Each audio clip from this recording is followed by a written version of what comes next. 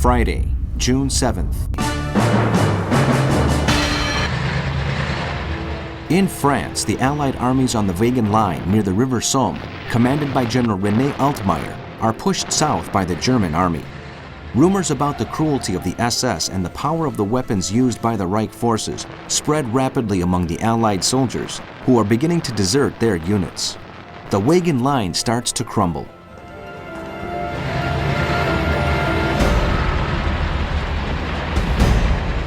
The rapid German advance reaches Montdidier, Noyon, Forges-les-Eaux, and Rouen on its way to Paris and the French Atlantic coast.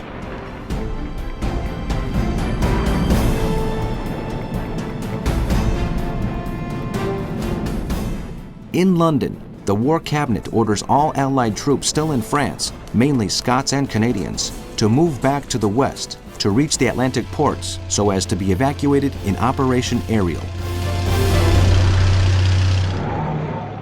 In Norway, King Haakon VII and his government embark on the cruiser HMS Devonshire at the port of Tromsø in the north of the country to travel to Britain.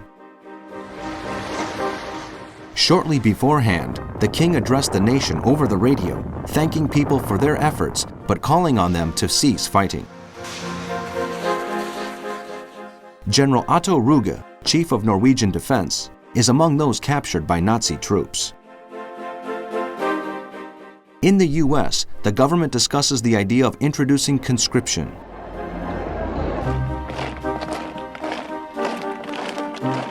In the Battle of the Atlantic, the British ships Eros and Francis Macy are sunk by U-48, commanded by Hans Rudolf Rosing.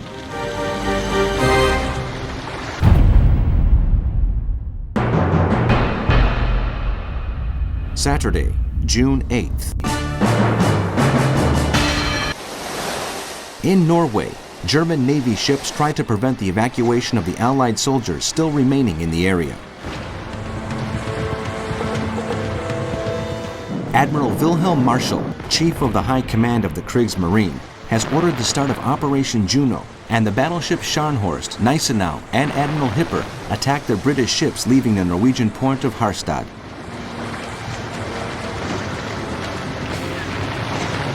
The Hipper sinks the transport vessel Arama and allows the hospital ship Atlantis to retreat. Meanwhile, the Scharnhorst and the Gneisenau sink the British aircraft carrier Glorious and the destroyers Acasta and Ardent. 1,500 Allied soldiers die in the battle.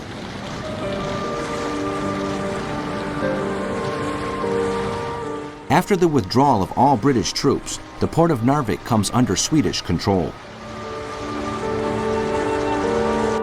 From his headquarters, Hitler orders his armies to not pillage during their march on Paris.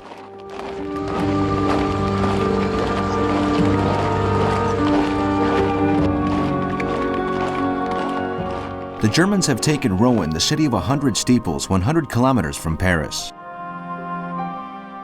French Prime Minister Paul Reynaud asks Churchill to send more men and planes in an effort to stop the advance of the Reich troops. The British government turns down the request, arguing that their men are needed to defend Britain from a possible German attack. The German people celebrate the victory, which they take for granted, with the ringing of bells and prayers for a long life for the Führer, which helps persuade the Vatican to distance itself from the Nazi government.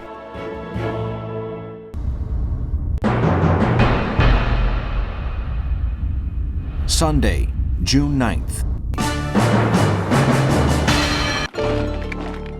In Norway, the few people with some authority left in the country signed the armistice with the representatives of the Third Reich.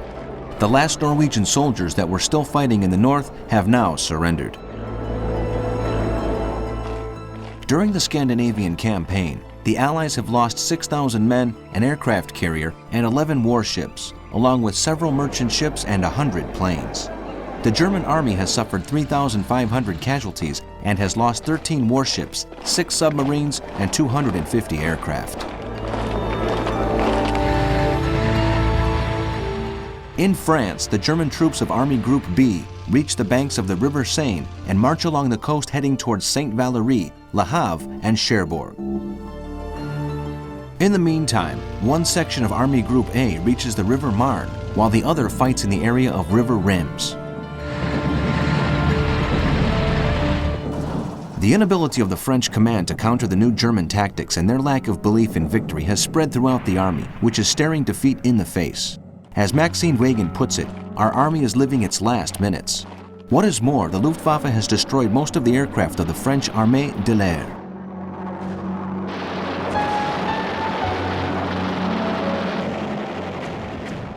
The British government tries all means to evacuate the maximum number of Allied soldiers left on French soil in Operation Ariel. At the port of Le Havre alone, more than 11,000 men are stranded and the German forces are only a few kilometers away. In these circumstances, General de Gaulle travels to London for an interview with Winston Churchill, briefing him on the fatalism prevailing in the French government, a feeling which de Gaulle does not share.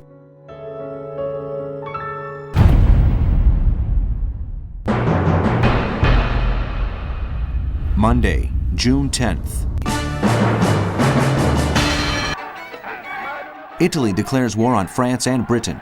The Duce tells the nation over radio that the Italian army has been deployed in the Alpine area bordering France, waiting for the Germans to enter Paris. At the same time, the Regia Marina has taken up positions near the French Mediterranean coast. Hearing the news, Hitler orders his high command not to meet with members of the Italian army, as he considers the Duce an opportunist who only intends to profit from the French defeat. In France, the ships of the Royal Navy, which form part of Operation Ariel, evacuate Allied soldiers from the ports of Saint-Valery and Le Havre, while being harassed by aircrafts of the Luftwaffe. The German armies have crossed the River Seine and the French troops retreat to the Loire. In view of the situation, the French government and the High Command move from Paris to Tours, in the south of the country. Prime Minister Reynaud and General de Gaulle suggest regrouping to wage a final battle to resist in the region of Brittany, but Maxime Weygand prefers rendition.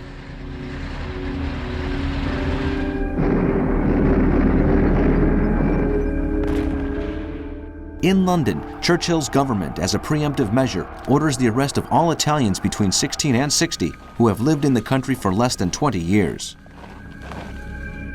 With the declaration of war, Italy opens a new front in Africa and the Mediterranean. In the US, President Roosevelt makes a radio broadcast condemning the Italian action, which he describes as a betrayal.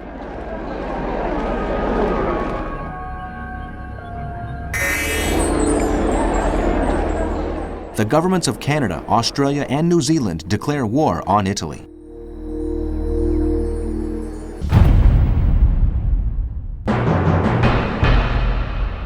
Tuesday, June 11th.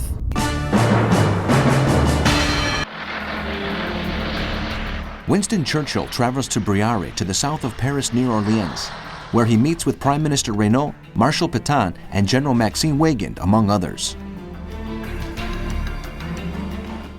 The French believe the war is lost.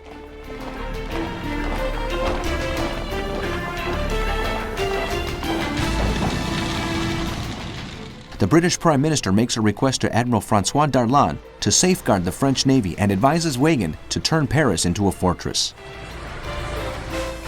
In the face of the doubts of those present, Churchill alludes to a possible American intervention, even though the US government at this time is only considering the sending of armaments.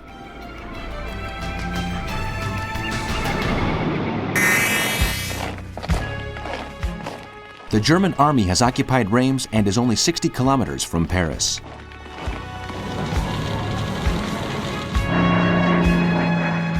In Italy, Mussolini orders the Air Force to attack Malta, a strategic British base in the Mediterranean, along with the colony of Sudan in Africa and the protectorate of Aden on the Arabian Peninsula.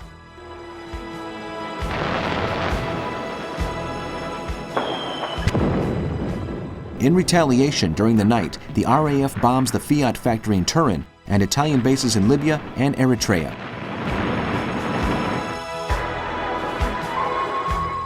The South African government declares war on Italy. In the Sea War, U-101, commanded by Fritz Frauenheim, sinks the German merchantman Mount Hymettus. Engelbert Endras's U-46 destroys the British ship Anthoprince, and U-48, captained by Hans Rosing, sinks the Greek ship Golandris.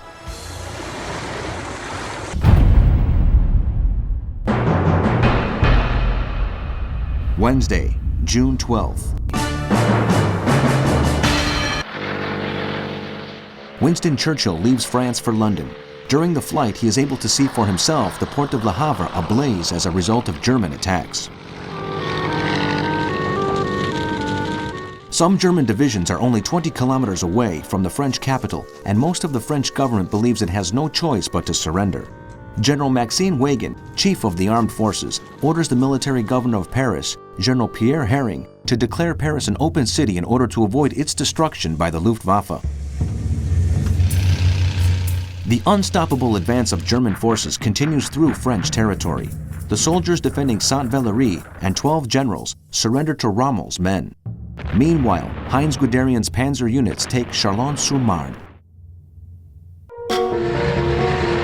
As the French army crumbles, both Maxime Weygand and Marshal Pétain insist on signing an armistice, but are opposed by Prime Minister Reynaud.